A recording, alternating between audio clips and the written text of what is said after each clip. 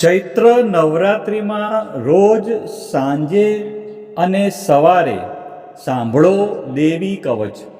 દેવી કવચ સાંભળતા પહેલાં કોમેન્ટમાં તમારી કુળદેવીનું નામ જરૂરથી લખવું અને વિડીયોના અંત સુધી જોડાયેલા રહેવું.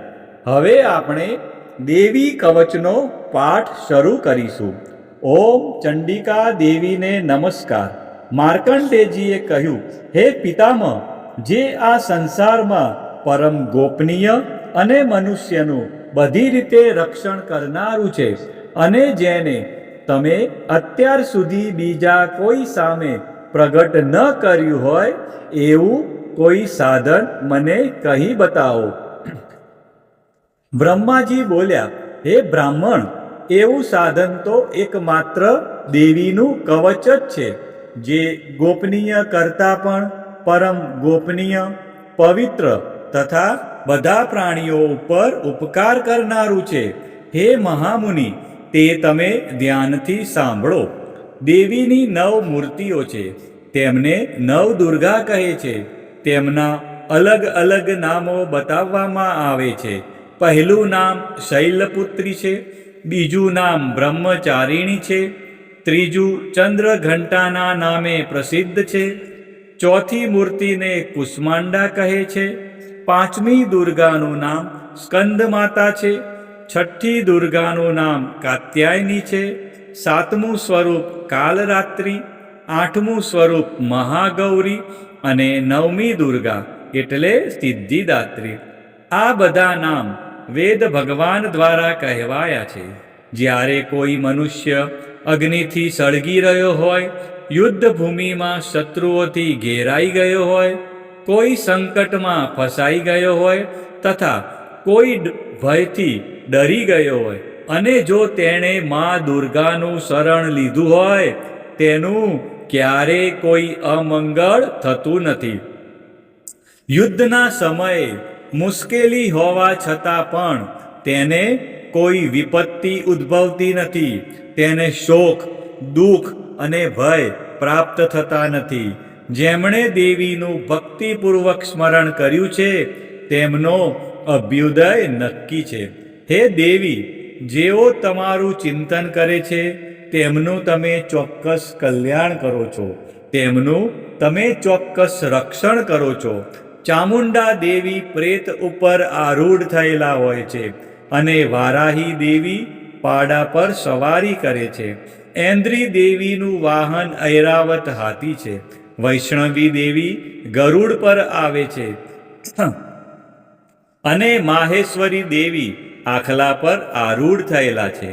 કૌમારી દેવીનું વાહન મોર છે. વિષ્ણુપ્રિય લક્ષ્મી દેવી કમળ પર વિરાજમાન છે અને તેમના હાથમાં લાલ કમળ છે. આખલા પર આરૂઢ થયેલ દેવી ઈશ્વરીએ શ્વેત વસ્ત્ર ધારણ કરી રાખ્યા છે. બ્રાહ્મી દેવી હંસ પર બેઠેલા છે અને બધા જ આભૂષણો ધારણ કર્યા છે. આ બધી દેવીઓ માતાઓ યોગ શક્તિઓથી સંપન્ન છે, જેઓ અનેકવિધ આભૂષણો પહેરવાથી શોભે છે. તેમણે અનેક રત્નો ધારણ કર્યા છે, ક્રોધથી ભરેલી છે અને ભક્તોનું રક્ષણ કરવા રથમાં બેઠેલી છે. આ દેવીઓના હાથમાં શંખ, ચક્ર, ગદા, શક્તિ, હળ, મુસળ, ખેટક, તોમર, કુહાડી, દોરડું, કુંત, ત્રિશૂળ અને ઉત્તમ પ્રકારના ધનુષ્ય ધારણ કરેલા છે. દૈત્યોના શરીરનો નાશ કરવો અને ભક્તોને અભયદાન આપવું, દેવતાઓનું હિત કરવું એ તેમના શસ્ત્ર ધારણનો ઉદ્દેશ છે. મહારૌદ્રરૂપ, અત્યંત ઘોર પરાક્રમી, મહાબલી અને મહા ઉત્સાહયુક્ત હે દેવી, તમે મહાન ભયનો નાશ કરનારા છો. તમને મારા નમસ્કાર છે. તમારી સામે જોવું પણ મુશ્કેલ છે. શત્રુઓનો ભય વધારનારા હે જગદંબિકા, મારું રક્ષણ કરો. પૂર્વ દિશામાં ઐન્દ્રી દેવી મારું રક્ષણ કરે. અગ્નિ ખૂણામાં અગ્નિશક્તિ, દક્ષિણ દિશામાં વારાહી દેવી અને નૈઋત્ય ખૂણામાં ખગધારિણી દેવી મારું રક્ષણ કરે. પશ્ચિમ દિશામાં વારુણી દેવી અને વાયવ્ય ખૂણામાં હરણ પર સવારી કરનારા દેવી મારું રક્ષણ કરે. ઉત્તર દિશામાં કુમારી અને ઈશાન ખૂણામાં શૂલધારિણી દેવી મારું રક્ષણ કરે. હે બ્રહ્માણી દેવી, તમે ઉપરની બાજુએ મારું રક્ષણ કરો.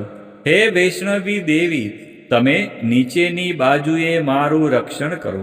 આ જ પ્રમાણે શબ જેનું વાહન છે તે ચામુંડા દેવી દસે દિશાઓમાં મારું રક્ષણ કરો. જયા દેવી આગળની બાજુએ અને વિજયા દેવી પાછળની બાજુએ રક્ષણ કરે. ડાબા ભાગે અજિતા દેવી, જમણા ભાગે અપરાજિતા દેવી મારું રક્ષણ કરે. ઉદ્યોતિની શિખાનું રક્ષણ કરે અને ઉમા દેવી મારા મસ્તક પર વિરાજિત થઈને મારું રક્ષણ કરે. માલાધરી દેવી મારા કપાળનું અને યશસ્વિની દેવી મારી ભમરોનું રક્ષણ કરે.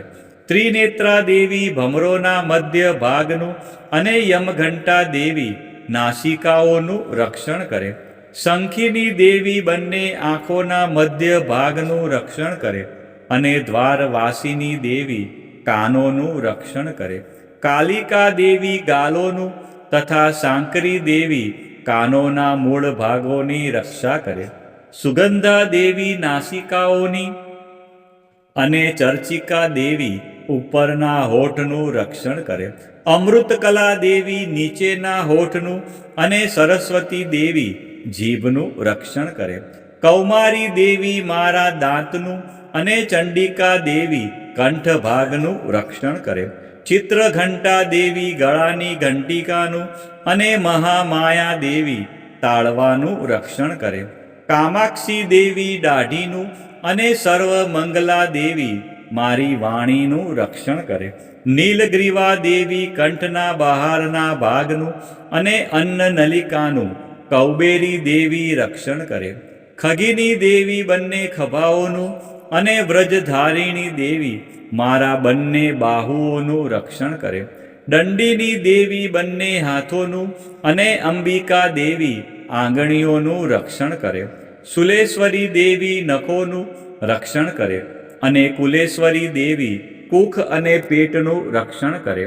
મહાદેવી બંને સ્તનોનું અને શોક વિનાશીની મનનું રક્ષણ કરે.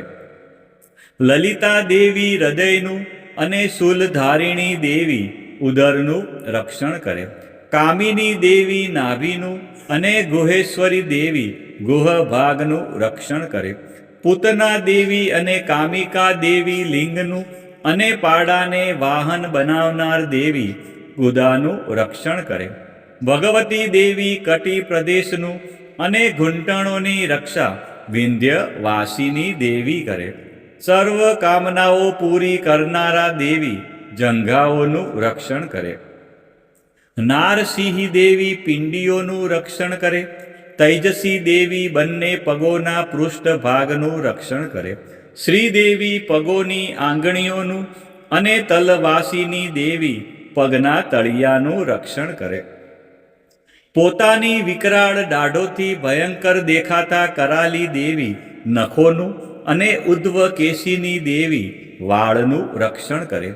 કૌબેરી દેવી રૂવાંટીના છિદ્રોનું અને વાઘેશ્વરી દેવી ત્વચાનું રક્ષણ કરે.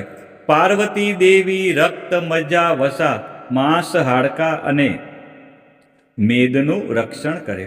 કાલરાત્રિ દેવી આંતરડાઓનું અને મુકુટેશ્વરી દેવી પિત્તનું રક્ષણ કરે.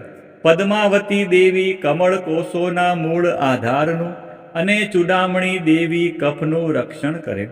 જ્વાળામુખી દેવી નખોના તેજનું અને અભેગા દેવી સમસ્ત સાંધાઓનું રક્ષણ કરે. હે બ્રહ્માણી દેવી, તમે મારા વીર્યનું રક્ષણ કરો. હે છત્રેશ્વરી દેવી, તમે મારી છાયાનું રક્ષણ કરો. હે ધર્મધારિણી દેવી, તમે મારા અહંકાર, મન અને બુદ્ધિનું રક્ષણ કરો. હે વ્રજ ધારણ કરનાર દેવી, મારા પ્રાણ, અપાન, વ્યાન, ઉદાન અને સમાનનું રક્ષણ કરો. કલ્યાણથી શોભતા હે દેવી મારા પ્રાણનું રક્ષણ કરો. યોગીની દેવી રસ રૂપ ગંધ શબ્દ અને સ્પર્શનું, અને હે નારાયણી દેવી તમે મારા સત્વ રજ અને તમો ગુણનું રક્ષણ કરો. વારાહી દેવી આયુષ્યનું રક્ષણ કરે. વૈષ્ણવી દેવી ધર્મનું રક્ષણ કરે. તથા ચક્ર ધારણ કરનારા દેવી યશ અને કીર્તિ, લક્ષ્મી અને ધનનું તેમજ વિદ્યાનું રક્ષણ કરો. હે ઇન્દ્રાણી દેવી તમે ગોત્રનું રક્ષણ કરો. હે ભૈરવી દેવી તમે મારી પત્નીનું રક્ષણ કરો. હે ચંડિકા દેવી તમે મારા પશુઓનું રક્ષણ કરો. હે મહાલક્ષ્મી દેવી તમે મારા પુત્રોનું સંતાનોનું રક્ષણ કરો. હે સુપતા દેવી મારા પથનું અને ક્ષેમકરી દેવી મારા માર્ગનું રક્ષણ કરે. હે મહાલક્ષ્મી દેવી રાજદ્વારી કાર્યોમાં મારું રક્ષણ કરો. તથા સર્વ બાજુએ રહેલા વિજયા દેવી ચારે બાજુ રહીને મારું રક્ષણ કરો. હે દેવી જે સ્થાન દેવી કવચમાં કહેવાયું નથી અને તેથી રક્ષણ વિનાનું છે, તે બધા સ્થાનો તમારા વડે સુરક્ષિત થાય, કારણ કે તમે વિજયશાલિની અને પાપનાશીની છો. મનુષ્ય પોતાના શરીરનું ભલું ઈચ્છતો હોય તો તેણે દેવી કવચનો પાઠ કર્યા વિના એક ડગલું પણ ભરવું નહીં. દેવી કવચનો પાઠ કરીને જ યાત્રા કરવી. દેવી કવચના પાઠથી બધી બાજુથી સુરક્ષિત થયેલો મનુષ્ય જ્યાં જ્યાં જાય છે ત્યાં ત્યાં તેને ધન લાભ થાય છે તથા સઘળી કામનાઓ પર વિજય પ્રાપ્ત થાય છે. તે જે અભિષ્ટ વસ્તુનું ચિંતન કરે છે તેને તે અચૂકપણે પ્રાપ્ત કરી લે છે. તે મનુષ્ય આ પૃથ્વી ઉપર અતુલ ઐશ્વર્ય પામે છે. દેવી કવચથી રક્ષાયેલો મનુષ્ય નિર્ભય થઈ જાય છે. યુદ્ધમાં તેમનો પરાજય થતો નથી તથા તે ત્રણેય લોકમાં પૂજનીય બને છે. આ દેવી કવચ દેવતાઓને પણ દુર્લભ છે. જે આ દેવી કવચનો દરરોજ 3 સંધ્યાએ શ્રદ્ધાપૂર્વક પાઠ કરે છે તેની દૈવી કલા પ્રાપ્ત થાય છે તથા તે ત્રણેય લોકમાં પરાજિત થતો નથી. એટલું જ નહીં, તે અપમૃત્યુથી રહિત થઈને 100 કરતાં પણ વધુ વર્ષ જીવે છે. દેવી કવચ ધારણ કરનાર મનુષ્યની રાજા તરફથી સન્માન અને વૃદ્ધિ થાય છે. આ દેવી કવચ મનુષ્યના તેજની વૃદ્ધિ કરનારું અને ઉત્તમ છે. આ દેવી કવચનો પાઠ કરનારો મનુષ્ય પોતાની કીર્તિથી શોભા પામીને પૃથ્વી ઉપર પોતાના સુયશ સાથે સાથે વૃદ્ધિ પામે છે. જે પહેલા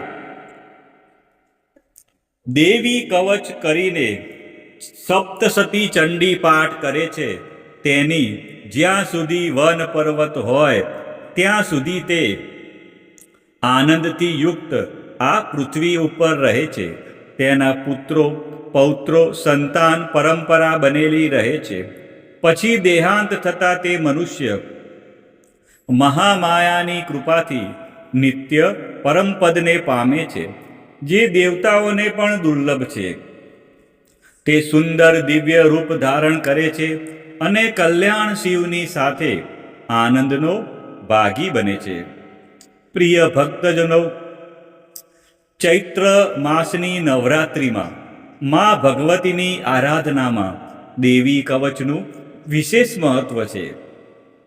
કવચ એટલે રક્ષણ કરનારું કવચ. આ પાઠ દ્વારા મા દુર્ગાના વિવિધ સ્વરૂપો આપણા શરીરના દરેક અંગ અને જીવનના દરેક ડગલાનું રક્ષણ કરે છે. ઋષિ માર્કંડેયજી દ્વારા વર્ણવેલ આ દેવી કવચનો જો નિત્ય પાઠ કરવામાં આવે તો મનુષ્ય નિર્ભય બને છે અને તેના જીવનમાં સુખ શાંતિનો ઉદય થાય છે. આજના આ વિડીયોમાં આપણે સંપૂર્ણ દેવી કવચનો પાઠ સાંભળ્યો. તમે ભક્તજનો વિડીયોના અંત સુધી જોડાયેલા રહ્યા અને મા અંબાના આ પરમ કલ્યાણકારી સ્ત્રોતનો ચૈત્ર માસની નવરાત્રિમાં લાભ લીધો. બોલો શ્રી અંબે માત કી જય, ચામુંડા માત કી જય, ખોડિયાર માત કી જય, મહાકાળી માત કી જય, ઉમિયા માત કી જય, બહુચર માત કી જય, વારાહી માત કી જય, વાઘેશ્વરી માત કી જય, જોગણી માત કી જય. આ જ પ્રમાણે ચૈત્ર માસની નવરાત્રિમાં રોજ સવારે અને સાંજે દેવી કવચનો પાઠ કરવો અથવા અવશ્ય સાંભળવો.